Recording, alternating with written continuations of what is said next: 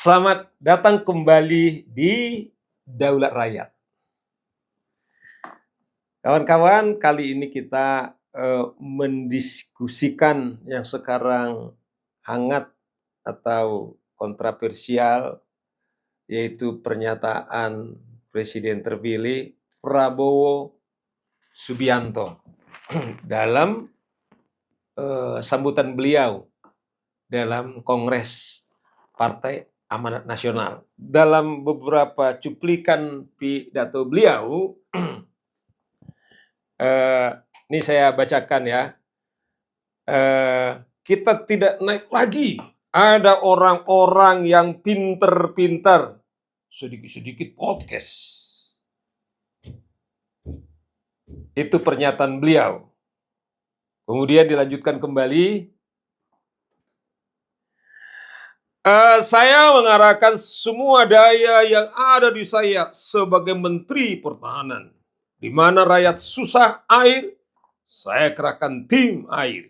Kita cari air, kita beri air untuk rakyat yang susah air. Itu mengatasi kesulitan rakyat, bukan duduk di AC, di podcast, omon-omon, 2 kali dia bilang omon-omon. Oh, Pak Prabowo begini, Pak Prabowo begitu. Apa dia lebih tahu Pak Prabowo mikirnya apa dari saya sendiri gitu loh. Kadang saya mau tahu, apa sih yang Prabowo berpikir? Aku cari podcast itu. Dia lebih tahu dari aku. Nih wartawan banyak ya, jadi nggak bisa terlalu keras aku bicara ya. Nggak boleh ya, harus sopan. Nah ternyata pernyataan Prabowo ini kemudian direspon oleh Saudara Panji dalam X atau di akun beliau via X. Dia mengatakan begini, Pak Prabowo bisa main catur kah? Nah, ada yang merespon, ngajak main kok via X, pakai link berita lagi. Adakah ajakan yang lebih sopan? Nah, jadi Panji kemudian jawab lagi, lebih nggak sopan mana? Dengan pidato nyindir-nyindir tanpa menyebut nama, saya sih mengajak langsung menyebut nama, nggak sekedar omon-omon. Nah, kemudian direspon lagi, beda lah bang, dia kan presiden terpilih, menteri, ketum partai, pengusaha, mantan jenderal TNI. Masa abang samakan sama diri abang? Nah, yang keren, saya terus terang. Kemudian Panji mengatakan, saya rakyat Indonesia, atasan Presiden Republik Indonesia. Nah, kawan-kawan, itu yang saya kira diskursus perdebatan itu yang mau kita diskusikan pada siang hari ini. Saudara, betul apa yang dikatakan oleh Saudara Panji karena menyebut dikit-dikit podcast. Nah, benar juga, saya ketepatan ini kan sudah mulai giat podcast lagi. Podcast Daulat Rakyat kita ini kan sudah giat lagi. Ini yang ketiga ini. Artinya respon daripada Saudara Panji bisa dibenarkan. Kepada siapakah? Tentunya adalah setiap orang yang melakukan podcast, ya setidaknya pernyataan beliau yang tidak menyebut nama itu bisa tersandera. Nah, oleh karena itu saya kira kita diskusikan saja sebenarnya apa yang dikatakan daripada Saudara Panji dan respon daripada publik. Sesungguhnya siapa yang lebih tinggi? Rakyat atau presiden? Itu saya kira relevan. Sebagai negara demokrasi, Indonesia sebagai negara demokrasi, saya kira itu layak kita diskusikan. Saya sebagai praktisi hukum dan juga praktisi konstitusi, saya konsen soal-soal konstitusi karena memang podcast yang kita mau bangun, yang kita beri judulnya Daulat Rakyat adalah sesungguhnya bagaimana menyadari, membangun kesadaran tentang daulat rakyat, makna atau pengertian daulat rakyat. Rakyatlah yang paling tertinggi dalam satu negara demokrasi. Nah, kawan-kawan, di pasal 6 Undang-Undang Dasar 45, yaitu tepatnya pasal 6 ayat 1A, presiden dan wakil presiden dipilih langsung oleh rakyat. Ya, saya ulangi. Presiden dan wakil presiden dipilih langsung oleh rakyat. Artinya adalah seseorang itu menjadi presiden itu adalah mandat daripada rakyat. Makanya seorang presiden kemudian ketika dia telah dicalonkan, tentunya adalah kalau dalam Undang-Undang Dasar dicalonkan oleh partai atau gabungan partai, kemudian yang tentu proses berikutnya adalah dia menjadi presiden itu bukan karena dicalonkan oleh partai tersebut, hanya mencalonkan. Tetapi yang menentukan dia jadi presiden atau tidak presiden adalah rakyat. Nah, bahkan kadang-kadang calon presiden seperti di podcast sebelumnya, saya juga mengatakan kadang-kadang calon presiden atau wakil presiden itu supaya dia terpilih bahkan kadang-kadang melakukan kasar, bahkan mengiming-imingin sesuatu, bahkan banyak terjadi kemudian menjanjikan atau memberikan uang atau yang disebut money politik supaya dia terpilih. Artinya adalah seseorang presiden kemudian di kampanye, pilihlah saya. Dia kemudian berharap apapun metode kampanye daripada calon presiden atau wakil presiden, intinya adalah meyakinkan, membujuk, memohon, merayu rakyat supaya dia dipilih. Bukan sebaliknya. Artinya rakyat kemudian bermohon-mohon atau meminta-minta, meminta restu, meminta mandat kepada calon presiden. Artinya dari segi logika, dari segi seseorang yang memiliki kesadaran atau otaknya masih normal, ya tentu siapa yang lebih tinggi? Yang dipilihkah atau memilih? Tentu kalau kita mengerti bahasa Indonesia, yang lebih tinggi itu adalah yang memilih. Karena dia bisa mengatakan, saya tidak pilih kamu, yang pilih saya ini. Bahkan dia sendiri juga bisa mengatakan, bahkan saya tidak memilih Anda. Nah itulah kawan-kawan sekalian, setelah dia terpilih jadi presiden, memang ini yang kadang-kadang kemudian disebut kepala pemerintahan, kepala negara. Bahkan yang sering kemudian dipakai kosakata adalah berkuasa. Nah, pakai makna yang berkuasa inilah yang sering seakan-akan kalau seorang terpilih jadi presiden, bahwa dia berkuasa. Padahal sebenarnya maknanya adalah, saudara-saudara, kawan-kawan sekalian, makna daripada pemerintahan itu adalah dia kemudian melakukan kerja-kerja, melakukan tugas-tugas untuk memenuhi kebutuhan atau mensejahterakan, kemudian mengantar orang yang memilih dia.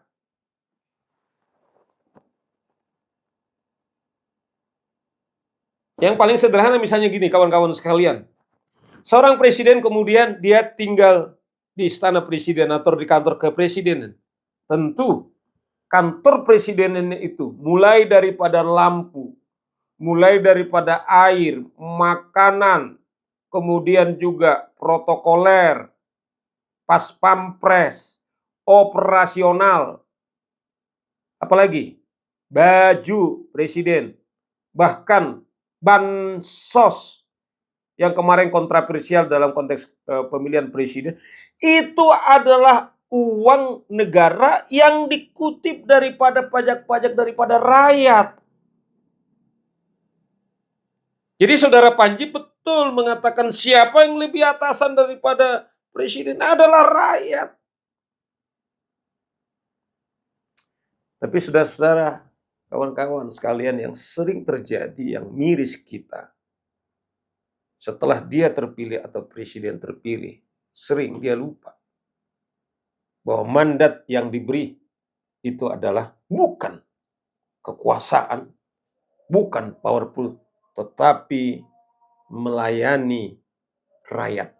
Makanya presiden sebelum terpilih, dia mengatakan, demi Allah saya bersumpah akan taat kepada undang-undang dasar Pancasila. Artinya adalah apa yang diamanatkan oleh rakyat tentu melalui undang-undang yang dibuat. Ingat, undang-undang itu dibuat adalah DPR, kemudian juga eksekutif dan legislatif. Ingat, DPR juga kemudian dia sampai ke Senayan menjadi DPR itu karena rakyat memilih. Sehingga apapun katakanlah yang sudah disepakati, yang telah dibuat dalam undang-undang sebagai cerminan daripada daulat rakyat, itulah yang dilakukan oleh presiden. Jadi menurut saya adalah misalnya respon daripada publik itu, dia mantan, dia presiden terpilih, dia pengusaha, dia jenderal, pensiunan jenderal, kemudian dengan fundamental, kemudian Panji mengatakan saya adalah rakyat Indonesia. Bahwa betul memang rakyat Indonesia lah yang lebih tinggi. Karena dia adalah pemilik daulat rakyat. Kita buktikan saudara-saudara yang terjadi pada tanggal 22 Agustus. Yang terjadi demonstrasi besar-besaran di DPR. Ketepatan saya ada di sana bersama dengan staf kantor juga saya minta ada di sana. Sesungguhnya kalau kita mau lihat pada saat itu, sesungguhnya DPR dengan pemerintah telah sepakat untuk kemudian melanjutkan undang-undang pilkada, kemudian khususnya mengenai usia. Kalau kita lihat secara telanjang dalam diskusi di balik DPR, mereka kemudian mengatakan, mana yang kita pilih? Ini sama-sama ada dua putusan. MA mengatakan usia 30 saat terpilih. Kemudian MK mengatakan usia 30 saat pendaftaran. Saudara-saudara, karena publik merasakan, kemudian mereka putus. Kemudian seperti main-main saudara-saudara, kalau bahasa yang waktu itu viral, dikira kita bodoh. Atau pemilik daulat rakyat itu bodoh. Kemudian kita berbondong-bondong, mulai dari rakyat biasa, kemudian juga para intelektual, para akademisi, profesional, kemudian juga tentu yang yang dahsyat itu anak-anak mahasiswa. Kemudian mereka mengekspresikan bahwa mereka lah yang pemilik daulat rakyat. Ingat bahwa kalian kemudian disumpah bahwa harus taat kepada konstitusi. Kalau berbicara soal sah tidaknya dalam konteks kita sudah sepakat bahwa soal pemilu, bahwa urusan katakanlah ini bertentangan undang-undang dasar dengan undang-undang itu adalah MK. Dan saudara-saudara, apa yang terjadi? Karena desakan daripada publik sebagai pemilik daulat rakyat, mereka mengekspresikan secara humble, secara tulus, dengan segala risikonya. Bahkan kalau kita lihat ada ratusan anak-anak, para demonstran khususnya mahasiswa ditangkap di berbagai tempat, ada juga yang kemudian dilakukan kekerasan. Tapi mereka tahu karena ini daulat ini harus mereka pertahankan. Kemudian mereka tidak gentar. Nah, oleh karena itu kawan-kawan sekalian kita ingatkan. Saya ingat pada tahun 2014 ketika terjadi kontestasi antara Presiden Jokowi kemudian dengan Prabowo, KPU kemudian mengumumkan bahwa pemenang Pilpres pada tahun 2014 adalah saudara Joko Widodo. Kemudian tiba-tiba saudara Prabowo Subianto pada saat itu kemudian mengaku, bahkan sempat dia mendeklarasikan dirinya adalah sebagai pemenang. Terjadi kehebohan pada saat itu. Saudara-saudara, kami kemudian berkumpul yang concern mengawal demokrasi. Kami bergabung dalam Komite Indonesia Baru sebagai pemantau. Kemudian apakah daulat rakyat itu berjalan apa tidak? Kemudian kami bersepakat tidak boleh keliar yang terjadi. Kemudian kami membaca bahwa di dalam Undang-Undang Pemilu, satu-satunya lembaga yang berhak kemudian menentukan seseorang terpilih atau presiden terpilih apa tidak itu adalah KPU. Dan kalau ada calon presiden tidak mengakui dapat dipidana. Saudara-saudara, kami sebagai rakyat yang pemilik daulat, kemudian kami melakukan laporan pidana ke Mabes Polri kepada saudara Pak Prabowo Subianto saat itu dengan harapan karena sudah ada potensi di masyarakat terjadi dinamis bahkan berpotensi kepada kekacauan, ini harus dikawal oleh konstitusi. Dan kemudian dalam beberapa hari, saya tidak tahu, mungkin calon presiden Prabowo Subianto pada itu sadar, kemudian mereka dan timnya kemudian membawa konstitusi. Saudara-saudara, kami tidak, anggota partai saya sendiri tidak tergabung dalam salah satu partai sampai detik ini. Tapi saya sebagai seorang lawyer dan tentu seperti saudara Panji mengatakan kita adalah rakyat. Karena kitalah yang pemilik daulat dalam demokrasi Indonesia, tentu kita bertanggung jawab. Kita mengawal. Dan dasar itulah saudara-saudara, akhirnya kemudian pengumuman kemudian diterima dan akhirnya Jokowi terpilih jadi presiden. Nah, saudara-saudara, kalau kemudian podcast dituduh, menurut saya ini juga naif. Karena coba bayangkan dengan podcast-podcast yang seperti ini, atau saya sendiri sering dimintai sebagai narasumber di berbagai media, baik cetak atau non-cetak. Salah satu yang membantu saya kadang-kadang karena berkaitan dua hal, waktu dan juga momen-momen. Dengan dialog-dialog melalui podcast ini sesungguhnya kita sangat terbantu. Saya misalnya bisa menikmati katakanlah para pemikir-pemikir, ya, atau apakah bagaimana pemikir-pemikir kenegarawan, bagaimana katakanlah kehebatan Barack Obama, atau sekarang ini kawan-kawan sekalian terjadi atau pemilihan di Amerika yang saat sekarang ini sedang berjalan. Dengan podcast ini, dengan melalui YouTube ini, karena digunakan dengan sederhana dan kita bisa menikmati dimanapun, kita sangat terbantu. Yang secara fisik kita tidak punya waktu, tetapi dengan podcast, dengan ini kemudian kita tercerahkan. Nah, oleh karena itu saya kira kita minta kepada siapapun, apalagi pejabat publik, mulai daripada presiden, atas nama rakyat kita ingatkan, saudara-saudara, kemudian menjadi presiden itu bukan karena berdasarkan keturunan, bukan dari nenek moyang, atau juga dari bapak ibu Anda, tetapi itu adalah mandat daripada rakyat. Oleh karena itu, Anda harus komitmen ketika Anda terpilih, apakah menteri atau siapapun, apalagi pejabat publik, karena Anda atau saudara di situ dibiayai oleh rakyat, Anda harus hati-hati. Kalaupun apalagi orang tidak beruntung secara ekonomis, justru sebagai pejabat publik mendahulukan kita.